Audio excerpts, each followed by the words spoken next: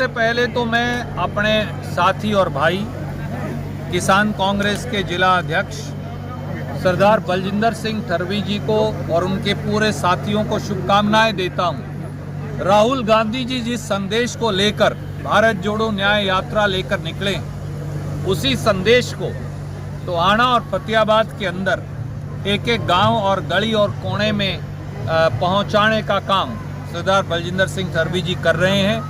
इसके लिए इनको साधुवाद और शुभकामनाएं। ये जन आक्रोश सत्ता परिवर्तन और व्यवस्था परिवर्तन दोनों का है। ये जन आक्रोश तब्दील हो जाएगा एक आंधी में, जिस आंधी के चलते भाजपा और जजपा के परकच्चे उड़ जाएंगे और 10 के 10 सांसद हम राहुल गांधी जी, खड़गे साहब उनकी झोली के अंदर डालकर देंगे, ताकि देश में नई सरकार का गठन हो। प्रदेश में सत्ता परिवर्तन की जो बयार है, क्योंकि यहाँ एक ऐसी सरकार है जो प्रजातांत्रिक तौर से नाजायज सरकार है। यहाँ पर जजपा ने भाजपा के खिलाफ वोट लिया था, परंतु वहाँ सत्ता की मलाई लूटने के लिए फिर उनकी गोदी में जा बैठे। इसलिए ये सरकार जनमत के आधार पर बनाई हुई सरकार नहीं, सत्ता लोलुपता के आधार पर बनाई हुई सरकार है।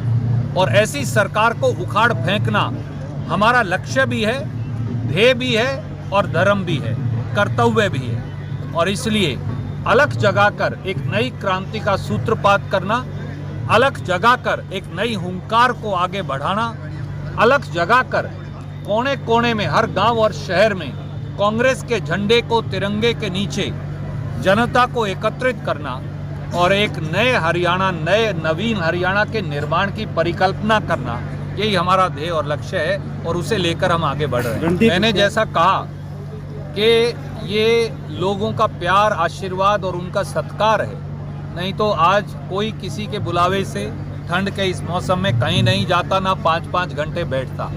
कांग्रेस ये बदलाव का संदेश है, ये रैली बदलाव का सूचक है। ये रैली दर्शाती है कि समय बदल रहा है और समय का चक्कर जब बदलता है, जब लोग जो पीसते हैं तो लोगों की चक्की जो है वो पीसती बड़ी महीन तरीके से है।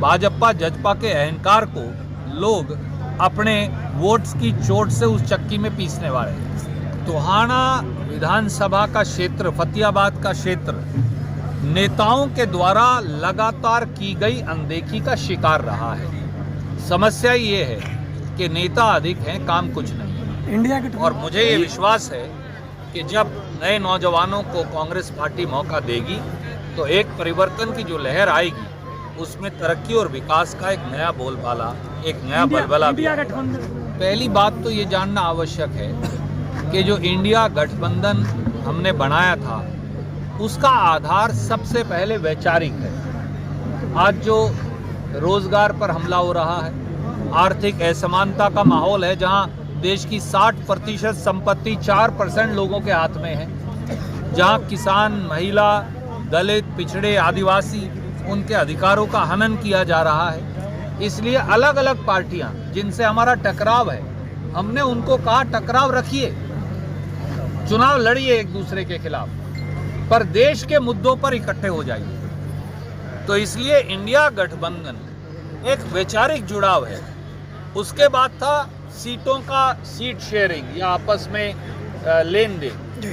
कई जगह हो गया, कई जगह नहीं हो पाया, वहां प्रयास जारी है, कोशिश करेंगे हो जाएगा। चंडीगढ़ को कैसे मानते हैं सर? आपने बात की नीतीश कुमार की, अब पलटी मार नीतीश कुमार, ये मैं नहीं कह रहा, इस देश के और बिहार के लोग उनको कह रहे हैं। जो आदमी सत्ता की हवस में 5-5 बार अपने जमीर को बेच दे, मैं उसके बारे में क्या कहूँ? उसके बारे में पत्रकार मित्र और जनता फैसला करे। देखिए, केंद्र की चुनाव समिति, ना रणदीप कुछ निर्णय कर सकता, ना शैलजा जी कर सकती, ना भूपेंद्र सिंह हुड्डा कर सकते, ना कोई और कर सकता। हमारी टिकटों का निर्णय केंद्रीय चुनाव समिति करती है। कांग्रेस पार्टी